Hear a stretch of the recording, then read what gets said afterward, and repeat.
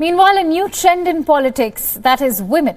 They constitute nearly half of humanity, but they occupy only 1/4 of parliamentary positions across the world. It's changing. The year 2018 was the year of women, and it lived up to the billing. A record number of women were elected to US Congress, and a UN report shows that 24% of parliamentarians across the world are women.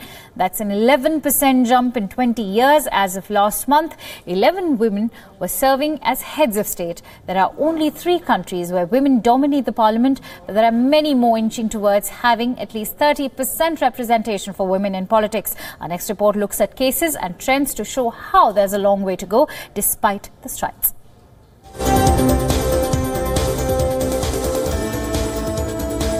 Yet it's already made its way to history books. Thanks to these candidates: Amy Klobuchar, Kamala Harris, Elizabeth Warren, Kirsten Gillibrand, and Tulsi Gabbard. 5 women are running for the highest office in the country. That's a record for the world's oldest democracy. There has never been a face-off between 2 female candidates in a televised US presidential debate. There could be at least 6 candidates this year. Women in American politics are not shying away from making a statement, stealing the headlines from Trump's State of the Union address. It was an all-white women's contingent in the House of Representatives. Exactly 1 century after Congress passed the constitutional amendment giving women the right to vote, we also have more women serving in Congress than at any time before.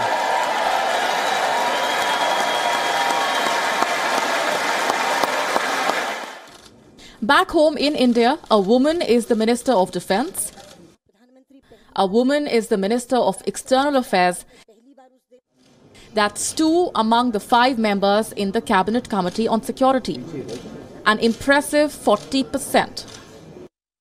The opposition charge is being led by women, from Mamata Banerjee taking the role of the alliance leader to Priyanka Gandhi making a high decibel entry into electoral politics.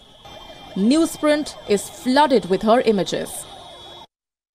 Her Twitter debut made a splash. Her statements are ruling the Congress narrative. An event as mundane as taking charge of assigned duties has turned into a media circus. The symbolism matters, but only so much. Priyanka Gandhi Vadra comes from privilege. Her mother is the chairperson of the UPA. Her brother is the president of the Grand Old Party. Her father, grandmother and great-grandfather have been prime ministers of the country. Not taking away from her merit, which she is yet to prove, her rise is more about dynasty than gender. A few thousand kilometers away, women in Nigeria are struggling to breach the male bastion of politics. The country with the highest population in Africa, Nigeria goes to polls next week. Women are the majority population in the country, but their representation in the parliament is a meager 5.5%. For nearly every 8 male candidates in the fray, there is just 1 female candidate. The United Nations wants women to be empowered to enter politics in Nigeria, but they have a long way to go. Enter Thailand and you'll see privilege does not always pave a woman's path to political power. This woman's run for the prime ministership ended in a few hours. She is none other than the king's sister, a popular princess, a television star.